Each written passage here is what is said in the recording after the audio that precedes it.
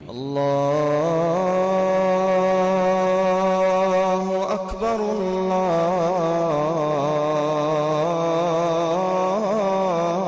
الله أكبر.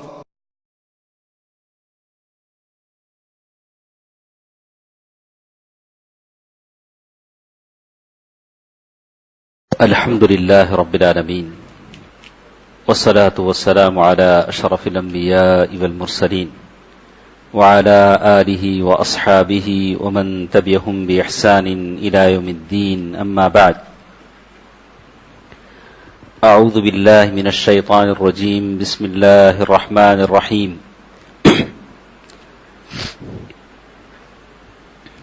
وَإِذْ غَدَوْتَ مِنْ أَهْلِكَ تُبَوِّئُ الْمُؤْمِنِينَ مَقَاعِدَ لِلْقِتَالِ وَاللَّهُ سَمِيعٌ عَلِيمٌ. محترم حضرات، بزرگوں، دوستوں، عزیزوں، ماں اور بہنوں، آج کی اس مجلس میں کچھ باتیں اللہ تبارک و تعالیٰ کی توفیق سے اس موضوع پر ہم سنیں گے کہ اللہ کے رسول صلی اللہ علیہ وسلم کی مخالفت، نافرمانی اور اس کی نحوست اور اس کا انجام بہت برا ہوتا ہے، اور اس کے لیے سیرت سے ہمارے پاس مثالیں ہیں، اور ہمارے پاس بہت کم وقت رہ جاتا ہے، تو اگر اسی وقت میں کچھ باتیں ہم غور سے سن لیں تو یہ ہماری اور آپ کی نجات کے لیے کافی ہو جاتی ہیں. اللہ تبارک و تعالیٰ کا ارشاد ہے، اعوذ باللہ من الشیطان الرجیم، بسم اللہ الرحمن الرحیم. فَلْيَحْذَرِ الَّذِينَ يُخَالِفُونَ عَنْ أَمْرِهِ أَن تُصِيبَهُمْ فِتْنَةٌ أَوْ يُصِيبَهُمْ عَذَابٌ أَلِيمٌ. فَلْيَحْذَرِ الَّذِينَ يُخَالِفُونَ عَنْ أَمْرِهِ، جو لوگ اللہ کے نبی صلی اللہ علیہ وسلم کے حکم کی مخالفت کرتے ہیں وہ اللہ سے ڈریں. ان تصیبہم فتنہ، کہ ان کو کوئی فتنہ آ پہنچے، او یصیبہم عذاب علیم، یا اللہ تبارک و تعالی دردناک عذاب سے دوچار کرے. تو یہ فتنہ کیا ہو سکتا ہے؟ اللہ تبارک و تعالی ان کے دلوں کو ہدایت سے پھیر دے سکتا ہے، یا اللہ تعالی عذاب سے دوچار کر سکتا ہے. تو زندگی کے ہر معاملے میں تمام لوگوں سے کہا گیا کہ اللہ کے نبی صلی اللہ علیہ وسلم کے نقش قدم پر چلو. قرآن مجید کی بہت ساری آیتیں ہیں، آپ دیکھیں گے اللہ تبارک و تعالیٰ نے سورۃ الحجرات میں کہا، یا ایھا الذین آمنوا لا ترفعوا اصواتکم فوق صوت النبی، اے لوگو اللہ کے نبی صلی اللہ علیہ وسلم کی آواز سے اپنی آواز مت بڑھاؤ، اپنی آواز کو نیچے رکھو. اللہ کے رسول صلی اللہ علیہ وسلم سے خاص طور سے کہا گیا، لوگوں سے کہا گیا کہ دیکھو اللہ کے نبی صلی اللہ علیہ وسلم کی آواز سے اپنی آواز کو نہ بڑھاؤ. جیسے اللہ تعالیٰ نے کہا کہ ایک مرتبہ ایسے ہوا کہ کچھ لوگ اللہ کے نبی صلی اللہ علیہ وسلم کے پاس آئے، باہر سے قبیلے کی شکل میں آئے، وفد کی شکل میں آئے، اور وہ خیلولہ کا وقت تھا، اللہ کے نبی صلی اللہ علیہ وسلم آرام فرما رہے تھے. گھر کے باہر سے پکارنے لگے، ان الذین ینادونک من وراء الحجرات اکثرهم لا یعقلون، پکارنے لگے کہ اے محمد صلی اللہ علیہ وسلم آپ باہر نکلیے. اللہ تعالیٰ نے کہا کہ نہیں، ادب کا لحاظ کرو، ایسا پیارے نبی صلی اللہ علیہ وسلم کو نہ پکارو. اور پھر اللہ تبارک و تعالیٰ نے سورۃ الحشر آیت نمبر 7 میں کہا، وَمَا آتَاكُمُ الرَّسُولُ فَخُذُوهُ وَمَا نَهَاكُمْ عَنْهُ فَانْتَهُوا، اللہ کے نبی صلی اللہ علیہ وسلم جن چیزوں کو دے دیں اسے لے لو، اور جن چیزوں سے روک دیں اس سے رک جاؤ. تو یہ قرآن مجید کی چند آیتیں تھیں جو میں نے آپ کے سامنے پڑھی. بہت ساری آیتیں ہمارے ساتھ ہیں، لیکن تھوڑی مختصر سی بات ہم آپ کے سامنے کرتے ہیں. اللہ کے نبی صلی اللہ علیہ وسلم کی زندگی میں کیسی کیسی مثالیں ہمیں ملتی ہیں کہ اللہ کے نبی صلی اللہ علیہ وسلم کے بارے میں کہتے ہیں کہ اللہ کے نبی صلی اللہ علیہ وسلم نے ایک بیمار آدمی کی عیادت کی. بہت بوڑھے تھے. اللہ کے نبی صلی اللہ علیہ وسلم ان کے گھر گیا اور جا کر اللہ کے نبی صلی اللہ علیہ وسلم نے دعائیں دی، لا بأس طہور انشاءاللہ، آپ اچھے ہو جائیں گے، کوئی بات نہیں ہے، اللہ تبارک و تعالیٰ آپ کو شفا دے دے گا. تو اس بوڑھے صحابی نے کہا، بل ہم تفور علی شیخ کبیر تزیرہ القبور، ارے اللہ کے نبی آپ کیا بات کہتے ہیں، یہ تو ایسا بخار ہے جو مجھے لگا ہے اس بوڑھے آدمی کو یہ بخار لگا ہے، یہ تو خبر تک پہنچا کر ہی چھوڑے گا۔ کہا کہ ادھر اللہ کے نبی صلی اللہ علیہ وسلم دعا دے رہے ہیں، ان کو تو چاہیے تھا کہ وہ دعائیں لیتے، لیکن انہوں نے اپنی بات کہی کہ نہیں مجھے تو لگتا ہے کہ آپ کی دعا بھی کوئی اثر نہیں کرے گی۔ جیسے یہ روایت جس میں وہ کہتے ہیں کہ صحیح بخاری کی روایت ہے ابن عباس رضی اللہ تعالی عنہ سے کہ اللہ تبارک و تعالیٰ نے انہیں شفا نہیں دی۔ اللہ کے نبی صلی اللہ علیہ وسلم کی بات کی مخالفت کسی حیثیت سے ناپسند ہے۔ اللہ کے نبی صلی اللہ علیہ وسلم نے زندگی میں جو اصول بتائے ہیں، جو قوانین بتائے ہیں، عبادت کے جو طریقے بتائے ہیں، اس کو ہم بڑی آسانی سے رد کر دیتے ہیں، اپنی منمانی کرنے لگتے ہیں۔ اس مثال میں دیکھیں گے، اور سلمہ بن اکوع رضی اللہ تعالی عنہ فرماتے ہیں اللہ کے نبی صلی اللہ علیہ وسلم کے سامنے ایک صحابی تھے جو داویں ہاتھ سے کھا رہے تھے، لیفٹ ہینڈ سے کھا رہے تھے۔ اللہ کے نبی صلی اللہ علیہ وسلم نے فرمایا کہ سیدھے ہاتھ سے کھاؤ، اور جیسے مشہور مثال ہے، اور لیفٹ ہینڈ سے شیطان کھاتا ہے۔ تو انہوں نے یہ جواب دیا کہ میرا سیدھا ہاتھ اٹھتا نہیں ہے، میرا سیدھا ہاتھ اٹھتا نہیں ہے۔ تو اللہ کے نبی صلی اللہ علیہ وسلم نے یہی کہا کہ اگر تمہاری بات صحیح ہے تو اللہ کرے تمہارا سیدھا ہاتھ نہ اٹھے۔ ان کا جو جواب تھا کبر کی وجہ سے تھا، تکبر کی وجہ سے تھا۔ بعض لوگوں کی عادت ہوتی ہے کہ ان کے کہنے پر میں کیوں مانوں، ان کی بات میں کیوں سنوں، تو کبر کی وجہ سے ہوتا ہے۔ تو کہتے ہیں کہ بالکل ایسے ہی ہوا کہ وہ زندگی میں کبھی سیدھے ہاتھ سے نہیں کھا سکے، زندگی میں کبھی سیدھے ہاتھ سے نہیں کھا سکے۔ اللہ کے نبی صلی اللہ علیہ وسلم کا جو طریقہ ہے عبادات میں، معاملات میں، اخلاق میں، آدمی اس کو اپنائے۔ جیسے ابو ہریرہ رضی اللہ تعالی عنہ کی وہ مشہور حدیث جس میں کہا گیا بینما رجل یتبختر فی بردین خسف اللہ بہ الارض، اللہ کے نبی صلی اللہ علیہ وسلم نے چلنے کا طریقہ بتایا کہ آدمی کیسے چلے، بغیر فخر کے، تکبر کے چلے، بردباری کے ساتھ چلے۔ اللہ کے نبی صلی اللہ علیہ وسلم چلتے تھے تو ایسے لگتا تھا کأنما ينحدر من سبب، گویا بلند جگہ سے کوئی نیچے اتر رہا ہے، نہ اکڑتے ہوئے، نہ دندناتے ہوئے چلتے تھے، بالکل تواضع کے ساتھ، انکساری کے ساتھ چلتے تھے۔ اللہ کے نبی صلی اللہ علیہ وسلم نے ابو ہریرہ رضی اللہ تعالیٰ عنہ کی وہ حدیث سنایا کہ بنی اسرائیل میں ایک آدمی اچھے کپڑے پہن کے بڑے فخر کے ساتھ چل رہا تھا، اللہ نے زمین میں اسے دھسا دیا، اور قیامت تک وہ دھستا ہوا جائے گا، قیامت تک وہ دھستا رہے گا۔ اللہ تبارک و تعالیٰ کو یہ چیز پسند نہیں ہے۔ دوستو عزیزو، اسی طرح اللہ حضرت عبداللہ بن عمر رضی اللہ تعالیٰ عنہ فرماتے ہیں اقبل علینا رسول اللہ صلی اللہ علیہ وسلم، اللہ کے رسول صلی اللہ علیہ وسلم ہماری طرف آئے، ہماری طرف رخ کر کے آئے اور کہا یا معشر المہاجرین، اے مہاجرین کی جماعت، سن لو 5 باتیں ایسی ہیں، اگر وہ 5 باتیں تم میں آ جائیں تو اگر تمہیں سمجھو کہ یہ تمہاری آزمائش ہے۔ اور پھر اللہ کے رسول صلی اللہ علیہ وسلم فرمایا وَأَعُوذُ بِاللَّهِ أَن تُدْرِكُوهُنْ، میں اللہ تعالیٰ کی پناہ مانگتا ہوں کہ وہ 5 باتیں تم پا جاؤ۔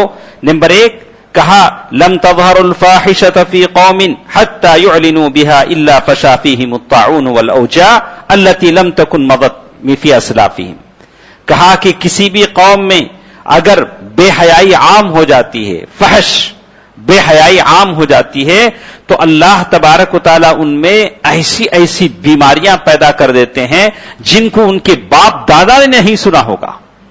آج جو بیماریاں ہیں، عجیب عجیب قسم کی بیماریاں، سمجھیے کہ یہ بے حیائی کی وجہ سے، فحش کی وجہ سے ہے جو ہمارے اندر پایا جاتا ہے۔ اللہ تعالیٰ ہر مسلمان کو، ہر مسلمان مرد اور عورت کو عفیف بنائے، پاک دامن بنائے۔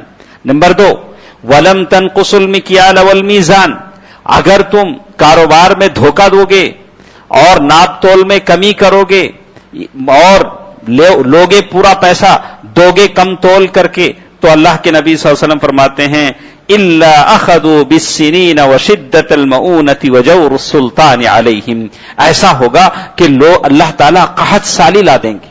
جیسے آج ہم دیکھ رہے ہیں قیمتیں جو بڑھ رہی ہیں، یہ اللہ تبارک و تعالیٰ کی طرف سے عذاب ہے کہ اللہ کے نبی صلی اللہ علیہ وسلم کبھی بازار جاتے لوگوں سے کہتے کہ دیکھو جب تم لوگوں کو چیز بیچ رہے ہو تو کچھ زیادہ دیا کرو، اور ایسا نہ کرو کہ لوگوں سے لو تو پورا مال لو اور بیچو تو لوگوں کو کم مال دو، ایسا ہرگز مت کرو، یہ اللہ تعالیٰ کی طرف سے عذاب کی شکل ہے۔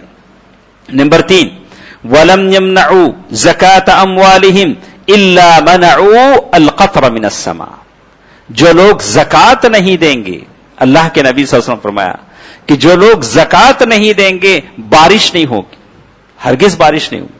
ہم تو دعائیں مانگتے ہیں، روزانہ دعائیں مانگتے ہیں، اللہم اسقنا اللہم اسقنا، تو دعائیں تو مانگے لیکن یہ بھی تو دیکھیں کہ ہماری زکاتیں کتنے پینڈنگ ہیں، ہماری زکات کا کیا حال ہے۔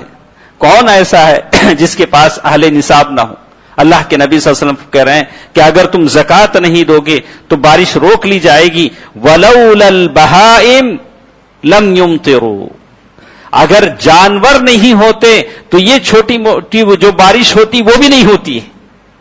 یہ جو بارش ہو رہی ہے ان جانوروں کے لیے اللہ تعالیٰ برسا رہا ہے، گائے کی شکل میں، بکرے کی شکل میں، چونٹی کی شکل میں، جانور کی شکل میں، جو جانور ہیں وہ پیاسے نہ مر جائیں، ان کی وجہ سے بارش ہو رہی ہے۔ وَلَوْلَا الْبَهَائِمُ لَمْ يُمْطِرُوا۔ دوستو، عزیزو، ماں اور بہنوں، زکوٰۃ بڑی عجیب چیز ہے، اس پر آپ توجہ دیں اور دیکھیں کہ واقعی میں زکوٰۃ، ہیلے بہانے الگ ہیں۔ آدمی سوچے کہ چلو میں اتنا قرض دار ہوں۔ میں ایک بات پوچھتا ہوں، لوگ مجھے بار بار سوال کرتے ہیں کہ میرا اتنا قرضہ ہے، مجھ پر زکوٰۃ ہے؟ اللہ کے نبی صلی اللہ علیہ وسلم زکوٰۃ وصول کرنے والے کو بھیجتے تھے تو کیا اس سے پوچھتے تھے، بولتے تھے کہ پہلے جانا پوچھنا کہ تم پر قرض ہے کہ نہیں، قرض ہے تو نہیں لینا، قرض نہیں ہے تو زکوٰۃ لینا، ایسا کچھ بولتے تھے اللہ کے نبی؟ نہیں، اللہ کے نبی صلی اللہ علیہ وسلم زکوٰۃ وصول کرنے والے کو بھیجتے تھے، وہ سیدھے سیدھے جاتے تھے، لوگوں سے زکوٰۃ لیتے تھے، آتے تھے۔ وہاں ایسی کوئی قید نہیں تھی کہ لوگوں سے کہا جائے کہ دیکھو قرض ہے تو نہ لو، قرض نہ ہو تو لو، ایسی کوئی قید نہیں تھی۔ یہ اور بات کہ لوگوں نے بتایا کہ اس کے اصول کیا ہیں، ضوابط کیا ہیں بتائیں۔ اور اسی طرح نمبر 4 کہا وَلَمْ نَقَضُوا عَهْدَ اللَّهِ وَرَسُولِهِ، اگر تم اللہ اور اس کے رسول کی مخالفت کرو گے، الا سلط اللہ علیہم عدوا من غیرہم، اللہ تبارک و تعالیٰ تم پر دشمنوں کو مسلط کر دے گا۔ اگر تم اللہ تبارک و تعالیٰ کے عہد کو توڑو گے، بالکل آج جو دشمن ہم پر مسلط ہیں اور وہ ہماری شخصیت سے، شناخت سے، عزتوں سے، دین سے کھلواڑ کر رہے ہیں، اس کا انجام یہ ہے کہ ہم نے اللہ اور اس کے رسول کے عہد کو توڑ دیا۔ ہر شخص اپنی منمانی سے جی رہا ہے، کوئی اصول نہیں، قانون نہیں، کوئی دین نہیں، کوئی کتاب نہیں، ہر شخص کا اپنی مرضی ہے۔ اسی لیے کہا کہ وہ لوگ ہیں جنہوں نے اپنے خواہشات کو خدا اللہ، اپنے خواہشات کو اپنا خالق بنا لیا، اس کی مرضی پر وہ چلتے ہیں، اپنی مرضی پر چلتے ہیں، یعنی تبع ہوا۔ اللہ تعالیٰ نے کہا کہ آپ نے اس شخص کو دیکھا جس نے اپنے خواہشات نفس کو اپنا مالک بنا لیا۔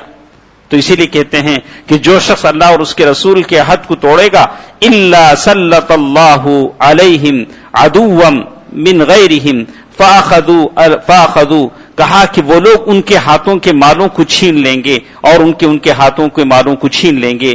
اور اسی طرح 5ویں چیز کہا وما لم تحکم ائمتہم بکتاب اللہ، اگر ان کے جو امام ہیں وہ اللہ تعالیٰ کی کتابوں کے مطابق فیصلہ نہیں کریں گے، اللہ تبارک و تعالیٰ نے جو چیز اتاری ہے اس پر فیصلہ نہیں کریں گے، الا جعل اللہ بأسہم بینہم، اللہ تبارک و تعالیٰ ان کو آپس میں لڑا دے گا۔ اگر ہمارے فیصلے اللہ کے مطابق نہیں ہیں اور اللہ تعالیٰ کی کتاب کے موافق نہیں ہیں تو ہم آپس میں لڑ پڑیں گے، یہ اللہ تبارک و تعالیٰ کی طرف سے عذاب کی شکل میں مسلمانوں پر نازل ہوگا۔ دوستو، عزیزو، ماں اور بہنوں، یہ چند بنیادی باتیں تھیں جو ہم نے آپ کے سامنے کہی ہیں۔ سیرت کے تناظر میں جب ہم دیکھتے ہیں کہ جب کبھی مسلمانوں نے اللہ کے رسول صلی اللہ علیہ وسلم کی باتوں کی مخالفت کی، ہم آپ کو بتائیں حضرت عثمان غنی رضی اللہ تعالیٰ عنہ، صلح حدیبیہ کا موقع ہے اور اللہ کے رسول صلی اللہ علیہ وسلم نے ایلچی کے طور پر، یعنی صلح صفائی کے لیے حضرت عثمان رضی اللہ تعالیٰ عنہ کو مکہ بھیجا ہے، اور مکے میں بات چیت کے لیے رات پہنچتے ہیں، صبح صبح بات چیت کے لیے نکلنا ہے اور کپڑے ٹخنے سے اوپر ہیں. تو ان کے جو دوست ہیں وہ سمجھاتے ہیں دیکھو عربوں کے ہاں اصول ہے کہ کپڑا جتنا لٹکے آدمی اتنا شریف کہلاتا ہے. بھلا کہ تم مصالحت کے لیے جا رہے ہو اور تم صلح صفائی کے لیے بیٹھ رہے ہو، کافروں سے بات کرنے کے لیے بیٹھ رہے ہو، ٹخنوں سے بالکل کپڑا نیچے لٹکاؤ تاکہ تمہاری شرافت ظاہر ہو. بولا حضرت عثمان غنی رضی اللہ تعالیٰ نے کہا کہ میرے پیارے نبی نے تو ایسا نہیں کہا. میرے پیارے نبی نے کہا ما اسفل من الکعبین فہو فی النار، ٹخنے سے جو بھی لٹکے گا وہ جہنم میں جلے گا. اور میں اپنے آپ کو شریف بتانے کے لیے اللہ کے نبی کی بات کو نہیں چھوڑ سکتا، بھلے وہ مانے نہ مانے، میں اللہ کے نبی کی بات کو نہیں چھوڑ سکتا. آپ اس سے بھی اور ایک مثال دیکھیں گے کہ کسرا ہرمز کے دربار میں بعض صحابہ ہیں جو مصالحت کے لیے جاتے ہیں اور اس میں بڑے بڑے صحابہ بھی ہیں اور اس کے دسترخوان پر بیٹھے ہوئے ہیں. اچانک دسترخوان سے نوالا نیچے گر جاتا ہے اور وہ ارادہ کرتے ہیں کہ اس نوالے کو اٹھا لیں. اللہ کے نبی صلی اللہ علیہ وسلم فرمایا کہ کھاتے ہوئے نوالا نیچے گر جائے تو اسے صاف کر لو، کھا لو. معلوم نہیں کہ اللہ تعالیٰ نے کس روزی میں برکت دی ہے، کس نوالے میں برکت دی ہے. تو ان کے جو ساتھی ہیں وہ اشارہ کرتے ہیں، ان کو اشارہ کر دیکھو ہم ہرمز کے کسرا کے دسترخوان پر بیٹھے ہیں، کہیں وہ لوگ ہمیں عیب دار نہ سمجھیں اور اس حرکت کو عیب سے یہ نہ کریں. کہا اَأَتْرُكُ سُنَّةَ رَسُولِ اللَّهِ لِأَجْلِ هَؤُلَاءِ الْحُمَقَاءِ، انہوں نے کہا کہ کیا میں ان احمقوں کے لیے اللہ کے نبی کی سنت کو چھوڑ دوں؟ کہا کہ ان احمقوں نادانوں کے لیے میں اللہ کے نبی کی سنت کو چھوڑ دوں؟ ہرگز ایسا نہیں ہو سکتا. میں اللہ کے نبی صلی اللہ علیہ وسلم کی سنت کو نہیں چھوڑ سکتا.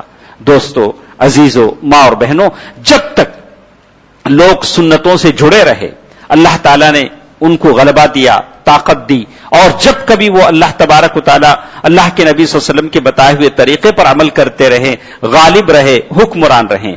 آپ دیکھیں گے اللہ کے رسول صلی اللہ علیہ وسلم کی زندگی میں ایک عجیب واقعہ جو جنگ احد کی شکل میں ہوا، اور احد کی شکل میں یہ واقعہ جو اللہ کے رسول صلی اللہ علیہ وسلم کی زندگی میں ہوا وہ شوال کا مہینہ تھا اور ہجرت کا تیسرا سال تھا. ہجرت کے تیسرے سال آپ اس جنگ احد کی میں دیکھیں گے کہ اللہ کے نبی صلی اللہ علیہ وسلم کی بات نہ ماننے کی وجہ سے مسلمانوں کو کیسے مصیبت سے دوچار ہونا پڑا، نقصان سے دوچار ہونا پڑا. اور وہیں بعض صحابہ نے کیسے کیسے جوہر دکھائے دلیری کے، ہمت کے، شجاعت کے، لیکن معمولی سی غلطی نے مسلمانوں کو کیسے نقصان سے دوچار کیا. وہ ہجرت کا تیسرا سال تھا، شوال کا مہینہ تھا، اور اللہ کے رسول صلی اللہ علیہ وسلم کو اطلاع آئی کہ مکے میں کافر مسلمانوں کے خلاف سازش کر رہے ہیں. تقریباً جیسے کہیں گے کہ وہ 20 پر 3 مارچ 625 عیسوی کا وہ جیسے تاریخ کا تعین کیا گیا کہ مکے میں جو کافر تھے مسلمانوں کے بدلہ لینے کے لیے انہوں نے ایک منصوبہ بنایا کہ بدر کے جنگ میں بہت سارا نقصان ان کا ہوا تھا.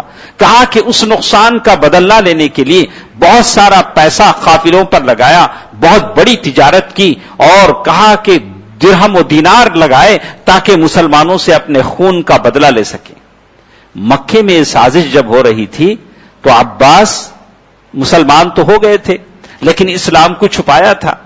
انہوں نے ایک آدمی کو خط دے کر بھیجا کہ تم مدینہ جاؤ اور اللہ کے نبی صلی اللہ علیہ وسلم کو بتاؤ کہ یہاں یہ کافر تمہارے خلاف جنگ لڑنے کی تیاری کر رہے ہیں. اللہ کے نبی صلی اللہ علیہ وسلم کو اطلاع پہنچی مدینے میں.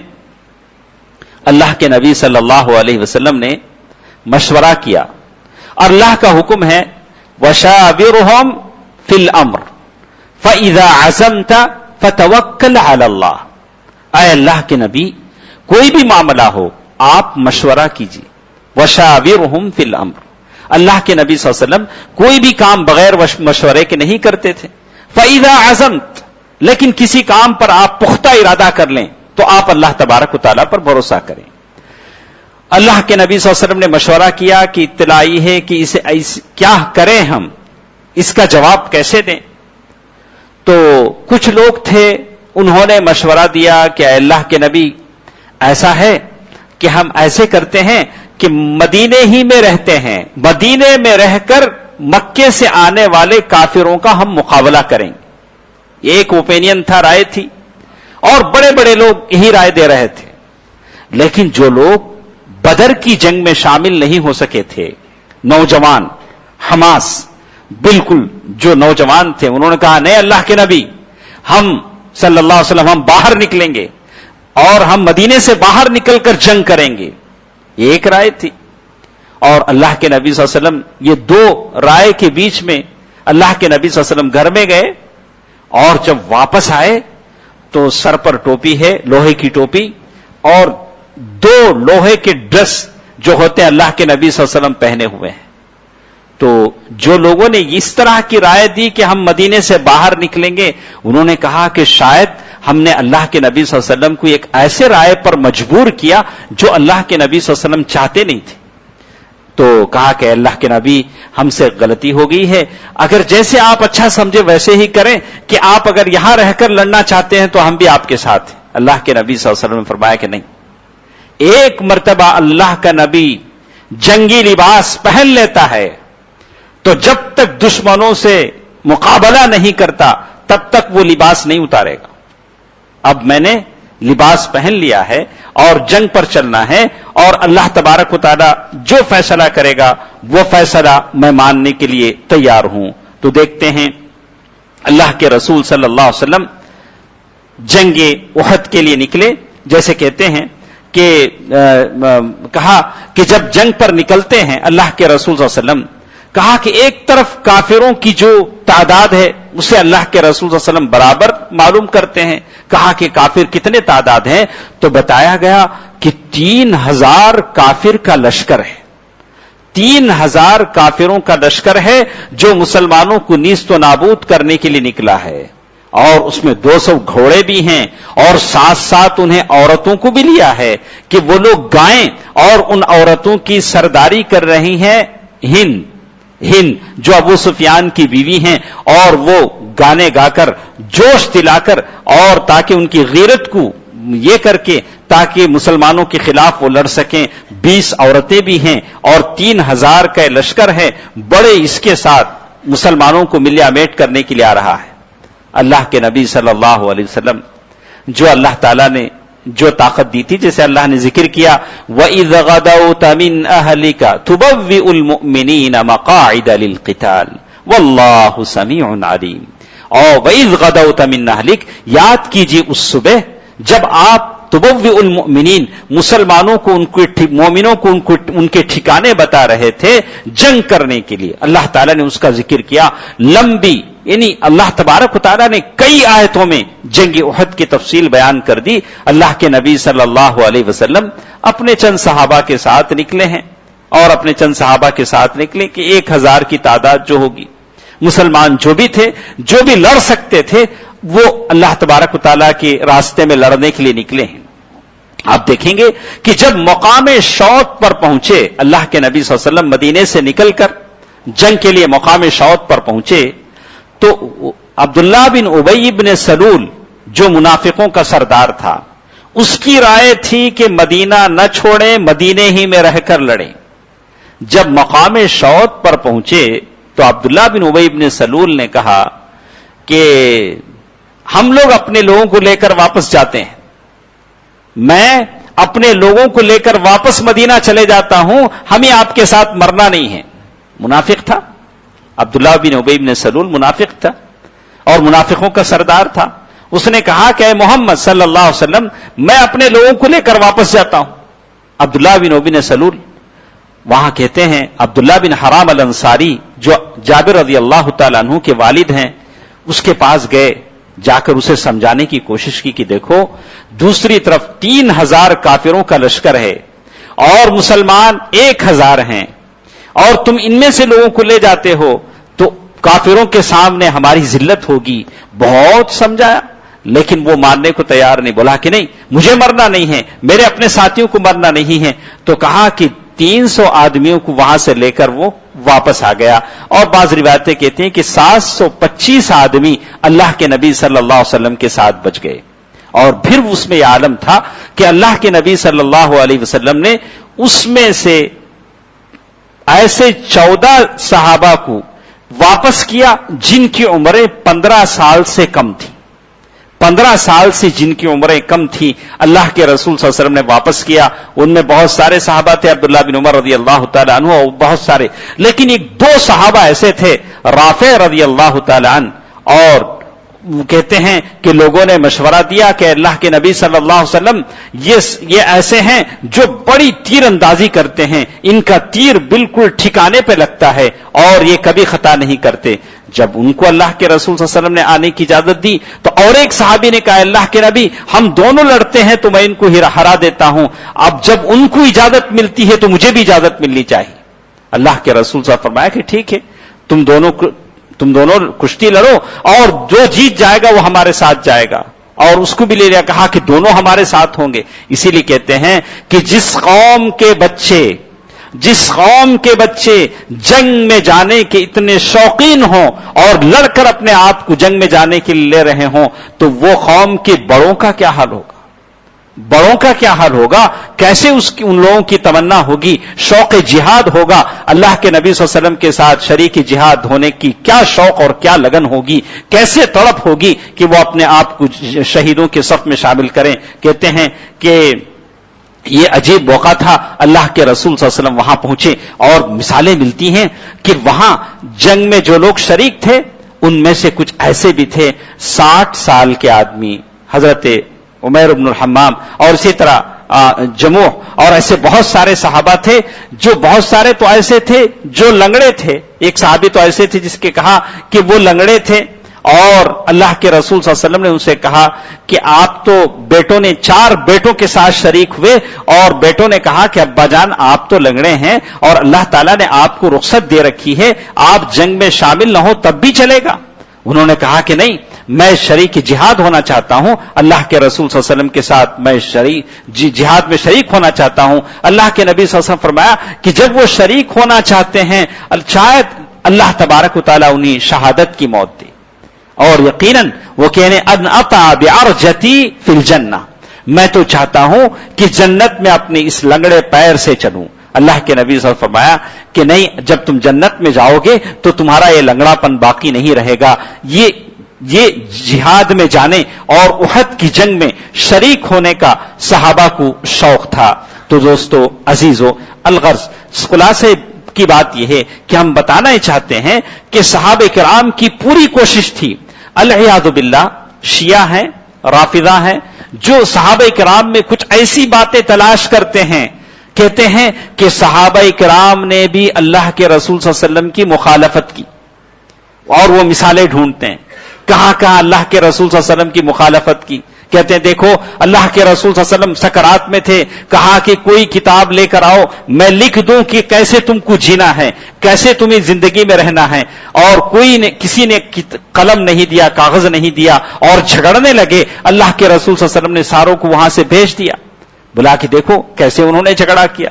اور کہا کہ وہ صلح حدیبیہ کا موقع تھا, اللہ کے رسول صلی اللہ علیہ وسلم نے صلح حدیبیہ کے موقع پر صحابہ کرام سے کہا کہ جب اللہ کے رسول صلی اللہ علیہ وسلم نے صلح کیا تو بہت سارے لوگ تھے, حضرت عمر رضی اللہ تعالیٰ عنہ تھے, ماننے کو تیار نہیں تھے. بولتے تھے کہ اللہ کے نبی صلی اللہ علیہ وسلم کیا ہم مسلمان نہیں ہیں, کیا آپ ہمارے رسول نہیں ہیں, اللہ تعالیٰ ہمارے ساتھ نہیں ہیں, ہم کافروں کا حکم کیوں مانیں. حضرت عمر رضی اللہ تعالیٰ عنہ ماننے کو تیار نہیں تھے. لیکن اللہ کے رسول صلی اللہ علیہ وسلم فرمایا کہ یہ فتح مبین ہے, یہ فتح مبین ہے. تو شیعہ رافضہ کہتے ہیں کہ دیکھو حضرت عمر رضی اللہ تعالیٰ عنہ ہیں جو اللہ کے نبی صلی اللہ علیہ وسلم کا فیصلہ ماننے کو تیار نہیں ہے. لیکن ان کو نہیں معلوم ہے, ایک دفعہ اسی صلح حدیبیہ میں ایسا بھی آیا, اللہ کے نبی صلی اللہ علیہ وسلم نے کہا, جب سہیل بن عمرو نے کہا کہ آپ مٹا دیں اپنے نام کے ساتھ کہ آپ اللہ کے رسول ہیں تبھی ہم صلح کریں گے, تو حضرت علی رضی اللہ تعالیٰ عنہ بھی مٹانے پر راضی نہیں ہو, بولا کہ نہیں, میں میرے ہاتھ سے نہیں مٹاتا. اگر عمر رضی اللہ تعالیٰ عنہ پر اعتراض کرتے ہیں تو کہا کہ حضرت علی، لیکن ان کے جو اللہ کے رسول صلی اللہ علیہ وسلم کی مخالفت تھی ایک شوق اور جذبے کے تحت تھی، ایک شوق اور جذبے کے تحت تھی، عمرہ کرنا چاہ رہے تھے، اچانک کفار مکہ نے عمرے سے روک لیا تو وہ باتیں انہوں نے کہیں، لیکن دل سے اللہ کے نبی صلی اللہ علیہ وسلم کی مخالفت کی ہرگز ان کے دلوں میں وہ چیز نہیں تھی. اور اللہ تبارک و تعالیٰ نے اسی لیے کہا کہ تمام صحابہ ایسے ہیں جن سے اللہ تبارک و تعالیٰ راضی ہے. دوستو، عزیزو، ماں اور بہنوں، اسی لیے کہتے ہیں کہ آدمی زندگی کے معاملے میں اللہ کے رسول صلی اللہ علیہ وسلم کی مخالفت سے بچے، اللہ تبارک و تعالیٰ کی نافرمانی سے بچیں. انشاءاللہ ہم آپ کو بتائیں گے کہ یہ احد کا سفر ہمارے ساتھ جاری ہے. احد کے سفر میں کیسے کیسے لوگ تھے، کیسے کیسے لوگوں نے اللہ کے نبی صلی اللہ علیہ وسلم کے ساتھ ہی شجاعت اور دلیری کے کرتب اور کمالات دکھائے، کیا کیا احد کے سفر میں کرامات ہوئے، کیسے فرشتوں نے احد کے سفر میں کیسے صحابہ کو غسل دیا، اور کیسے کیسے اللہ کے نبی صلی اللہ علیہ وسلم کی صحابہ کرام نے حفاظت کی، کیسے زخم کھائے. اس میں مرد بھی تھے، عورتیں بھی تھیں، اور ام عمارہ بھی تھیں، اور بڑے بڑے صحابہ کرام تھے جنہوں نے اللہ کے رسول صلی اللہ علیہ وسلم کے ساتھ شجاعت دلیری کی جوہر دکھائے، لیکن اللہ کے رسول صلی اللہ علیہ وسلم کی مخالفت کو ہرگز برداشت نہیں کیا. اس لیے مجھے کہنا پڑتا ہے کہ ہماری زندگی میں بہت سارے ایسی چیزیں ہیں جو ہم اپنی مرضی سے کرتے ہیں. اللہ کے رسول کا حکم ایک ہوتا ہے اور ہماری باتیں ایک ہوتی ہیں. ہم نے وہ مثالیں سنی، اللہ کے رسول صلی اللہ علیہ وسلم نے کبھی بھی مخالفت کو پسند نہیں کیا. انشاءاللہ ہم آئندہ درس میں آپ کو بتائیں گے کچھ جنگ بدر کی حالات، جنگ احد کی حالتیں، جب اللہ کے رسول صلی اللہ علیہ وسلم کی مخالفت ہوئی تو اللہ تبارک و تعالیٰ نے کیسے صحابہ کرام کو شکست دوچار کیا. انشاءاللہ اگلی مجلس میں ہم اس کو پیش کریں گے. اور آپ اور ہم ہمیشہ اس بات کی کوشش کریں، جو بھی کام کرنا چاہیں بولیں اللہ کے رسول کا یہ حکم ہے، کرنے کو تیار ہیں. اسی لیے ابن رجب الحنبلی کہتے ہیں کہ جو لوگ اللہ اور اللہ کے رسول کی مخالفت کرتے ہیں وہ کئی طرح کے ہیں.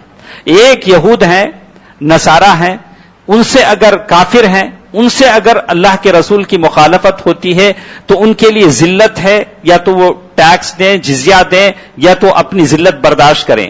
لیکن اگر کوئی جان بوجھ کر اللہ اور اس کے رسول کی مخالفت کرتا ہے تو وہ گنہگار ہے. تو دوستو، عزیزو، ماں اور بہنوں، ہمیشہ اپنی زندگی میں خیال رکھیں، جو بھی آپ کام کرنا چاہیں سوچیں کہ یہ سنت ہے یا بدعت ہے، یا اللہ کے نبی کا طریقہ ہے نہیں ہے. اس بات کو ضرور دیکھیں تاکہ ہم سنت کے مطابق جی سکیں. یہ سنت ہے جس پر عمل کرنے سے آدمی کو جنت حاصل ہوتی ہے. اللہ تبارک و تعالی مجھے اور آپ کو سنت کا شہدائی بنائے، اللہ کے رسول صلی اللہ علیہ وسلم کی نافرمانی سے، مخالفت سے ہمیشہ بچائے رکھے. آمین برحمتک یا ارحم الراحمین. والحمد للہ رب العالمین. والسلام علیکم ورحمۃ اللہ وبرکاتہ.